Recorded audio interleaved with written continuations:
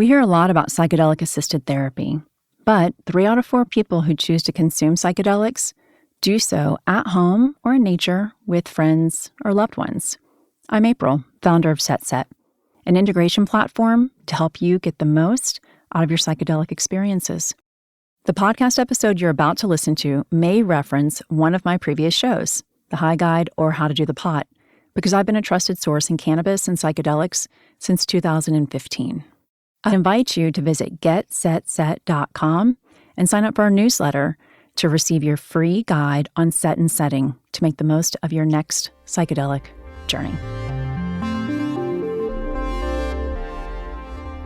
This podcast discusses cannabis and is intended for an audience 21 and over. This is your brain. This is drugs.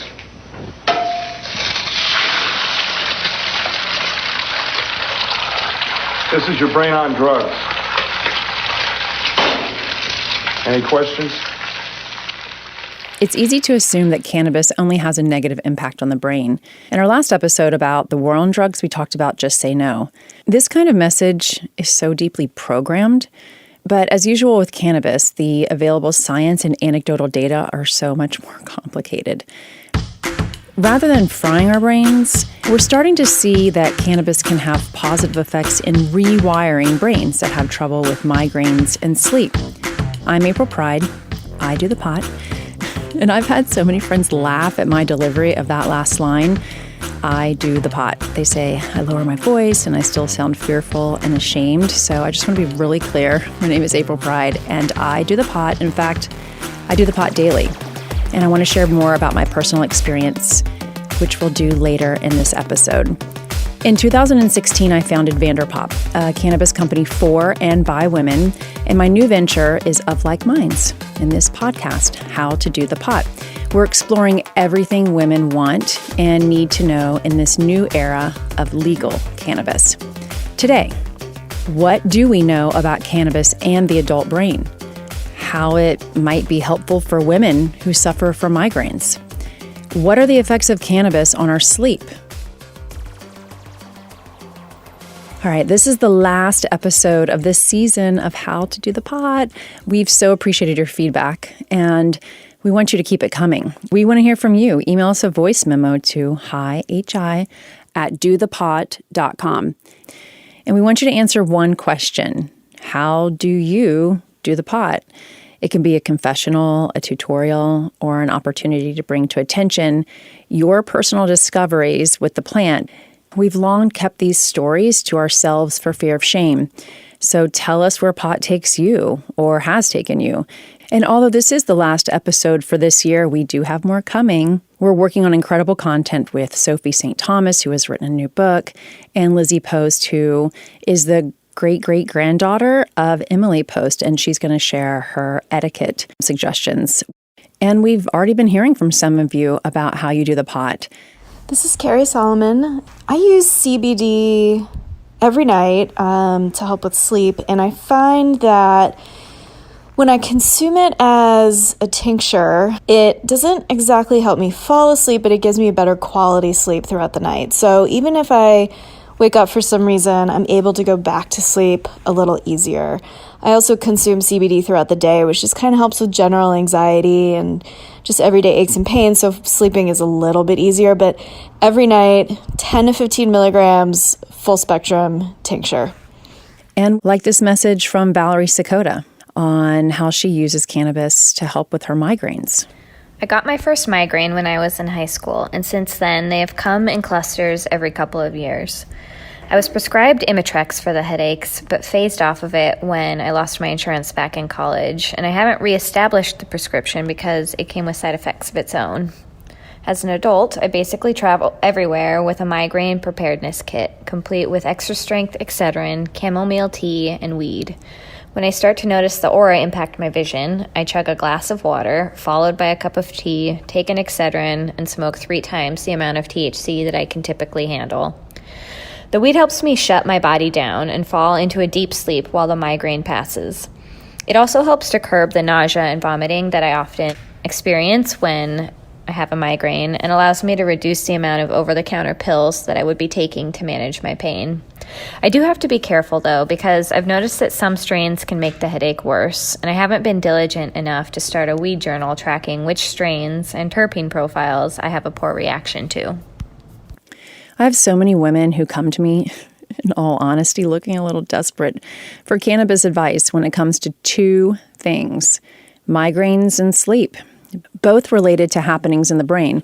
So to understand how cannabis works in the brain and how it might help women like Valerie with their migraines, we need to return to some science that you hear us talk about a lot here on How to Do the Pod. And that is the endocannabinoid system, or the ECS. And yes, regular listeners, you may be rolling your eyes once again because we have talked about the ECS a lot already, how it helps explain cannabis's benefits for pain, for autoimmune diseases, and for reproductive issues like endometriosis. Today, we want to focus more on how these receptors are working within our brains. And to do that, we, of course, wanted to speak to an expert.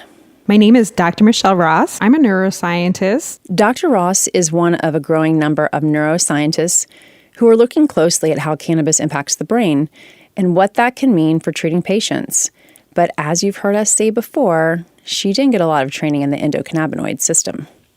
So the endocannabinoid system is actually the largest neurotransmitter system in the body, which is sort of crazy because it's something that's not really taught in medical school or even graduate school. So for example, I was a neuroscience PhD student learning about all the neurotransmitters in the brain. And the endocannabinoid system was always like this endnote in the book. Even my professors were going, well, we don't know too much about it. It turns out that the endocannabinoid system is not only the largest neurotransmitter system, and again, those are those signals between neurons that help our brain cells communicate, but it's also the neurotransmitter system that regulates the other neurotransmitters. And so what that means is that your endocannabinoid system, based on releasing these phytocannabinoids, those signals actually tell your neurons or brain cells whether they should release more serotonin or less serotonin, or they should stop signaling. A lot of the activity in the brain is actually inhibitory, or basically stopping signals from happening. The endocannabinoid system can stop us from signaling things. It can stop us from stopping those signals. It's actually really, really important. We need to inhibit things like pain, right? A pain signal, right? If you could actually stop a pain signal, that's very important.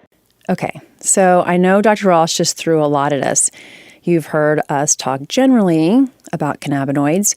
You just heard Dr. Ross break that down a little further into endocannabinoids and phytocannabinoids. So we're going to have a quick vocabulary break. Endocannabinoids, those balancing neurotransmitters that the body makes on its own, endo, within the body. Phytocannabinoids are plant-derived compounds that mimic endocannabinoids, like from smoking or vaping or our CBD tincture or any other way you might be doing the pot. Same chemical structure. One is already in our bodies. One comes from plants. Did you also catch the endocannabinoid system is the largest neurotransmitter system in our body? Okay, just a little bit more here. Neurotransmitters are often referred to as the body's chemical messengers. The ECS, based on number of neurons alone, is facilitating more messages between the brain and body than the nervous system.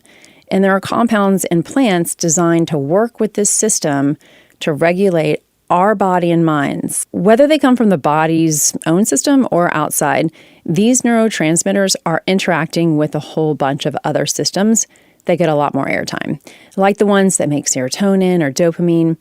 I asked Dr. Ross about how those interactions worked.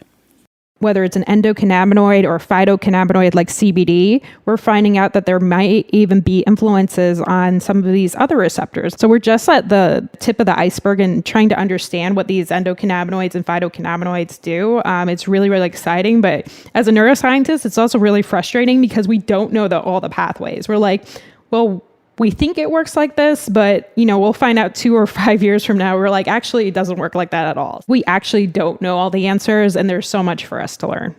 Skipping ahead, this is a question that I usually ask at the end, but I think it's appropriate here, which is, what's the next step that would help you do your job better as a neuroscientist? I think that we need to understand how all the components of the plant work together. I think that there's a lot of research right now on single cannabinoids. For example, how does CBD bind to, XYZ receptors? And we found out that it probably has like 50 different mechanisms of how it may work, but we also are not understanding how these plant extracts work. For example, how does the full complement of CBD, THC, the minor cannabinoids, the flavonoids, the terpenes that are specific to one strain versus the other, how do they work in the brain? What are all the effects they're having together? Because we do know that there's an entourage effect. And unfortunately, because studying the full plant extract has been illegal for so long, especially in the United States, we don't know how consuming even just cannabis oil impacts the brain versus how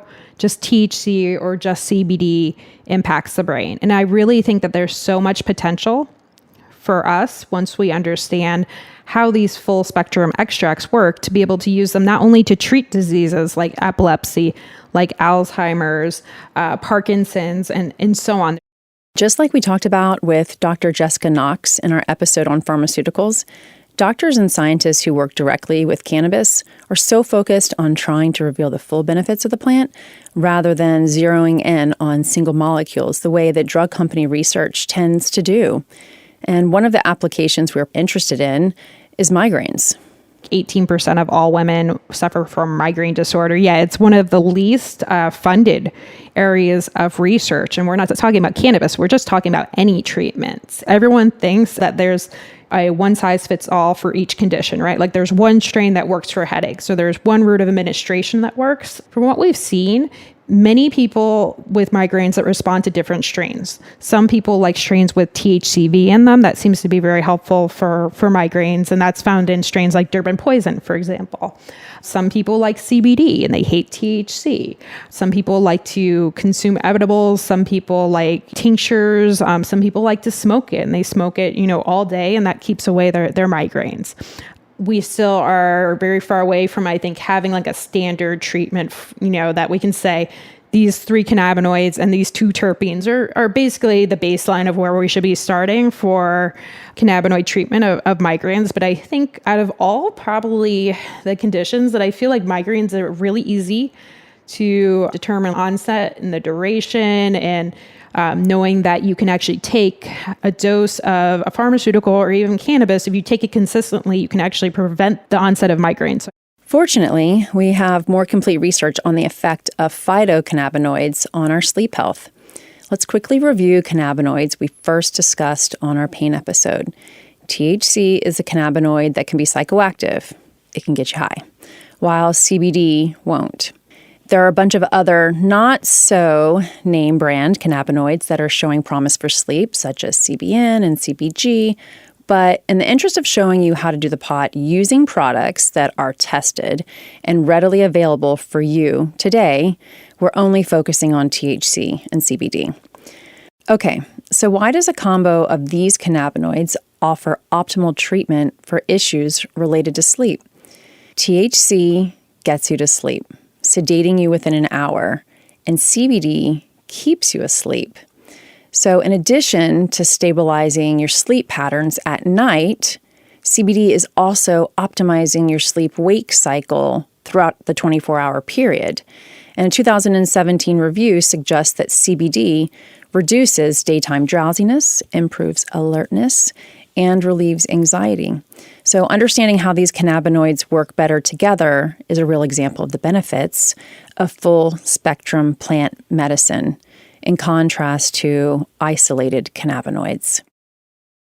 One of the other more profound, I think, discoveries with THC in the brain and sleep is that THC suppresses nightmares or dreams, and so this is often how PTSD manifests itself, through nightmares. So THC, because of the way that it reduces activity during REM and deep sleep, it takes away bad dreams.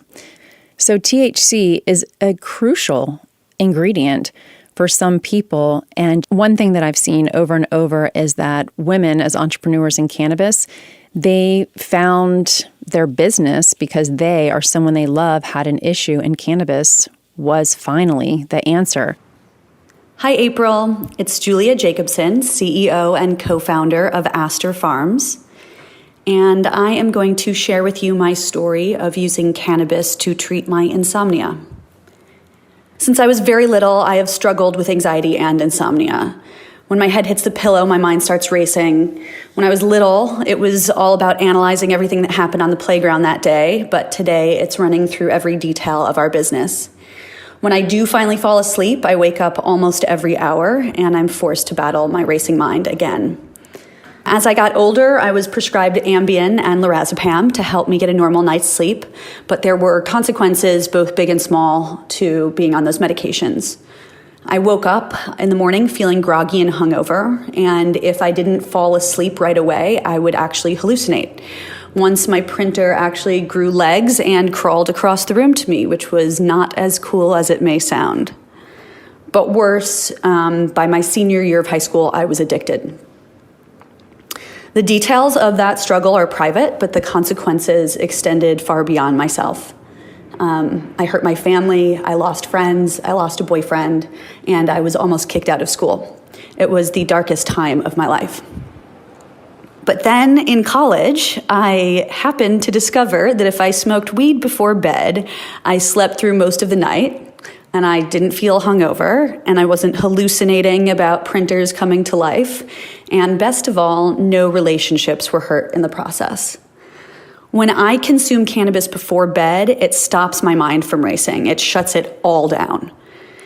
I can hear the ambient details like rain or my dog snoring, and my mind is able to wander off to sleep. It's absolute heaven after a lifelong struggle with insomnia.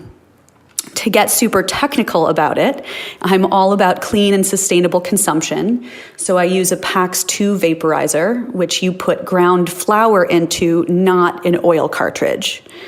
With my packs and a good nighttime strain, currently my favorite is our Watermelon OG, I can stay asleep for at least a few hours. And it's not just being asleep, it's a good deep sleep.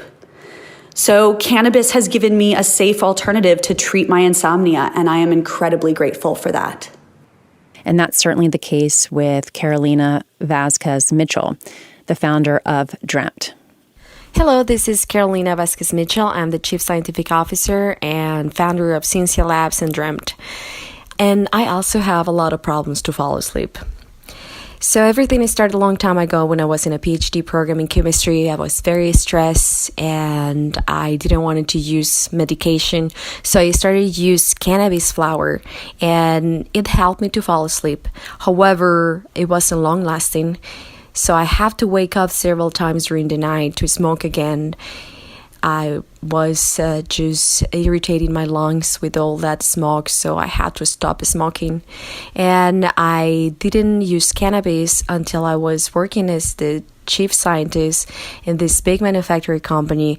They were making cannabis vape pens, and I started using these vape pens, and they didn't irritate my lungs as bad as flowers, so I started using this product again, but they were so high in THC that they make me anxious, and I wasn't able to fall asleep properly sometimes. And when I did fall asleep, I still have to wake up several times during the night and smoke again, so it was the same problem that I have with the flower. And I decided that I needed to do something about it. So I used my background in chemistry and biochemistry, and I started doing a lot of research and find compounds that I can include in the formulation that can reduce the anxiety that I got from the THC and that can make the formulation last longer. Sleep is so precious to our health, and it can be such a challenge, especially for women in our 30s, 40s, 50s, and of course beyond. So let's say you're looking to sleep better. For today's High Five are tips for how to do the pot when you have sleep issues or are managing migraines. Number 1, learn to read the label. If you're in a state that has legalized adult use, there's more and better labeling. So what should you be looking for? Look at those percentage numbers. How much THC versus CBD is in this strain? And if you're just getting started with cannabis, look for high CBD strains. I would say start there. Number 2, find your ratio and your dose. If you visited a legal dispensary, then you may be familiar with packaging labeled in ratios printed 1:1, 3:1, 5:1, etc. Tinctures, capsules, and edibles can be found labeled in this way. And these denote the ratio of CBD, that's the first number, to THC, the second number. When you're buying flour and pre-rolled joints, you may need to do some mental math to figure out the ratios. These all refer to how much CBD is in your cannabis. The first number is CBD. So a 3-to-1 product has 3 times the amount of CBD as THC. When combined, CBD reduces the psychoactive effects of the THC, just like sometimes you take 1 Advil and sometimes you take 3. It's the same thing with THC and CBD. Different conditions require different doses, even within the same person, right? So you just need to fall asleep, you've got something on your mind. Chances are you can get away with a 20-to-1 tincture. Say you have a pounding headache and that's what's keeping you from going to sleep. As Valerie shared in the beginning of the episode, she requires 3 times the typical dosage of THC that she feels comfortable consuming, and it just knocks her out, right? She wakes up, the migraine's gone.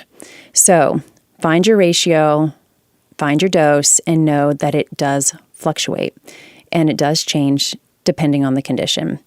This is the part that's like being a scientist or a doctor, keeping notes on what's working for you, getting a strain journal.